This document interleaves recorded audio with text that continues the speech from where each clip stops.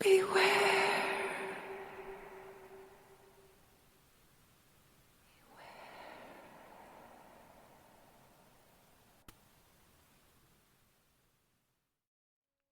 The Dark Side of Hollywood, Part 14, A Killer on the Set. Written by the Prowler. We find ourselves in a place where many people wish they could be. That is, at least the people who long for a career in the spotlight, a career in front of the silver screen. The place I'm referring to is on a movie set, filming on location in a small town nestled up in the mountains. We see a group of people who achieve their Hollywood dream jobs and are in the process of a day's work. We're on the set of the newest horror movie in the earliest stage of production, titled The Theater Walls Run Red. The film stars an aging Vincent Price, Donald Pleasance, Jack Palance, the ageless Julie Lamont, and newcomer Sebastian Rosemont, who the studio has spent a year grooming to be the next great star, with the film's screenplay being penned by the cursed screenwriter Ryan Rush under the pen name James Barrington. The studio spared no expense and gave the film a deep budget, especially for a horror picture, but important executives in the studio offices saw the rise the horror genre was taking and wanted to be a part of the early slasher craze. So needless to say, the studio was all in. The small town of Raven Tree Falls, Oregon, was selected, complete with a main street and old-timey theater. It was perfect for the setting of the script. Speaking of which, the plot of the film mainly takes place within the theater, where it begins with the local thespians rehearsing for the town's annual stage production for The Mask of the Red Death. But seemingly, an accident happens, killing the star of the play during one of the final rehearsals. We soon find out, however, it was not an accident, and that 3 of the main actor's co-stars killed him over jealousy and resentment because his acting talents had gotten him noticed in a ticket out of the small town to Hollywood. The years go on after the supposed accident, and the 3 actors who killed their co-star have become local celebrities, known for their entertaining, reliable acting throughout the years, have made them popular around the region, and are considered amongst the better theater actors in the West. We now arrive 19 years after the horrible accident, and it's just a few weeks from the town's annual running of The Mask of the Red Death. The 3 original actors, or shall we say killers, have returned to reprise their roles as they do every year, joined alongside a young ensemble led by a young gentleman who is the understudy to the lead actor of the play. Then over the course of the 2 weeks leading up to the play's opening night, mysterious accidents begin to occur, injuries and things going missing, even things being destroyed.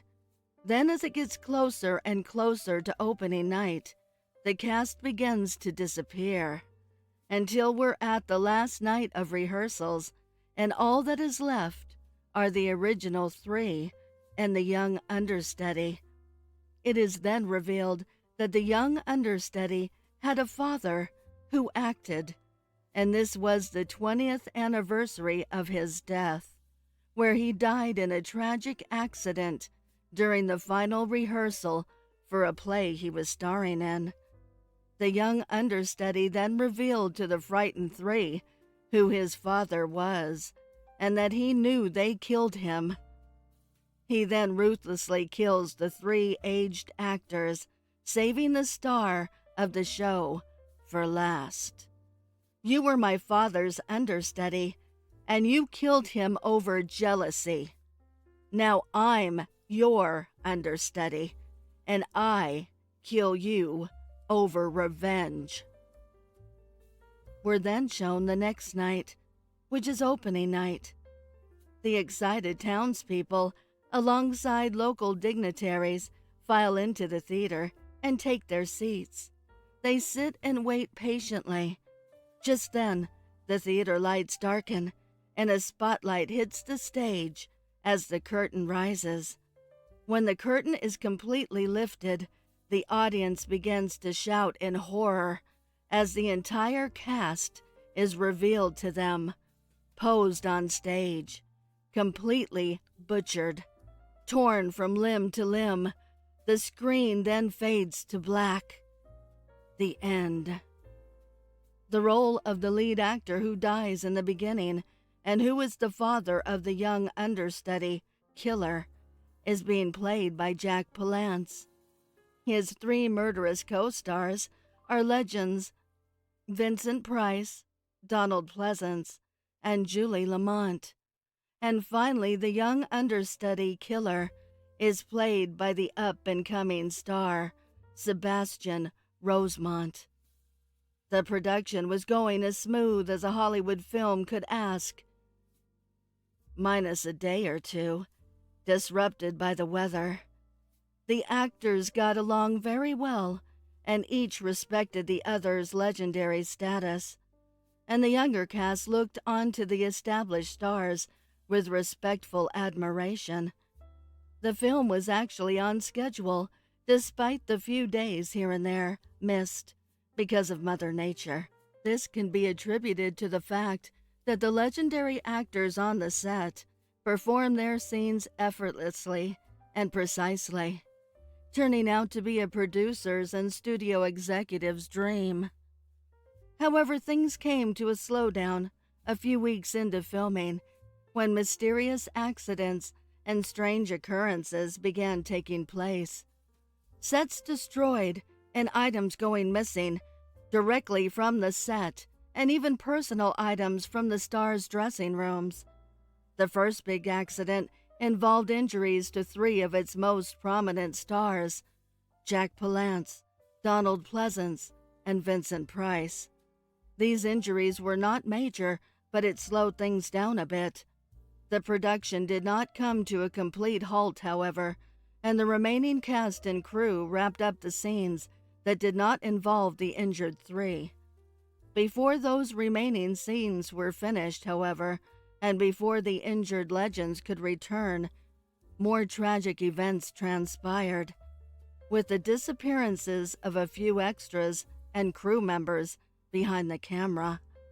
Then, just a few days before those remaining scenes were to be completed, the ultimate tragedy took place. A grisly murder was stumbled upon when the cast and crew showed up to set that morning. It was a member of the younger cast, an actress by the name of Claire Montrose, a supporting character in the film. This, of course, halted production for a few days and frightened the remaining cast and crew. The studio, however, did not want to stop production, for it was almost to completion, and they had already sunken multiple millions of dollars into the picture. They made assurances to all remaining cast and crew, especially the legendary Julie Lamont, that their security was the #1 priority, and extra guards would be hired, and the police presence on set. Now investigating the murder meant they were completely safe. That might have been the case for a few days, but once again people started to disappear. Multiple cast members at this point, including Julie Lamont. Blood was found strewn inside her dressing room, but no trace of Miss Lamont. Just a bloody note saying, "Wait till tomorrow." The studio up till this point had done a tremendous job of keeping everything under wraps.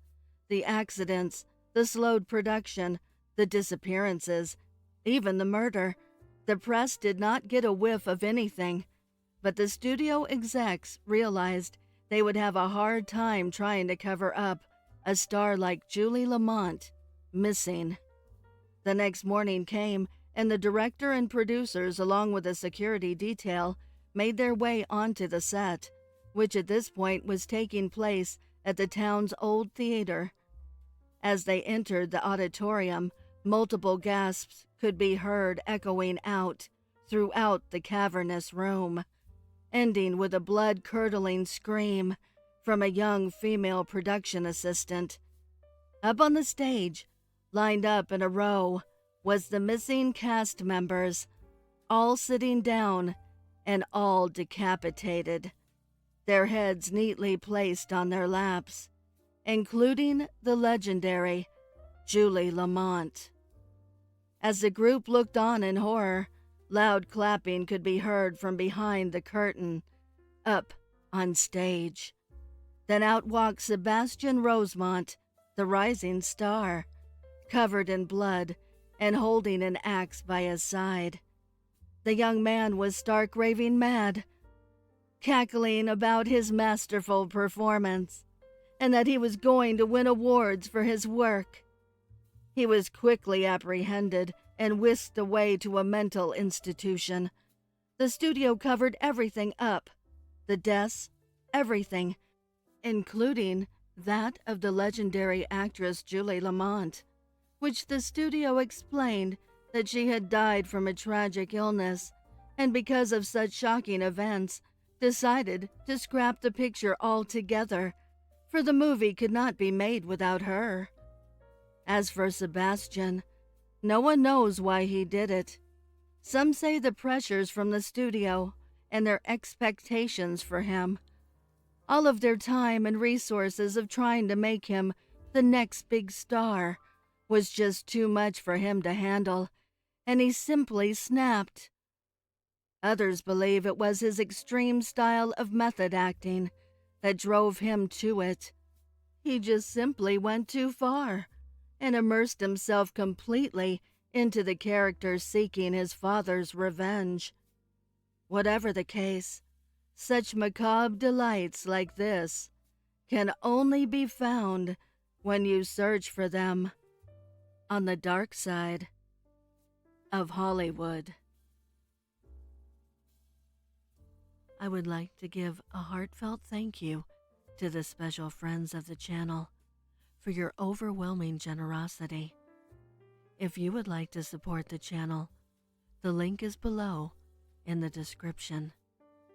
Also, please send me your stories and poems to duchessofdarkness27@gmail.com. You can also find me on Instagram at duchess.ofdarkness and Twitter at duchessofdarkn2. I want to thank all my listeners for your kindness, your encouragement, and your support. It means the world to me. Thank you for joining me.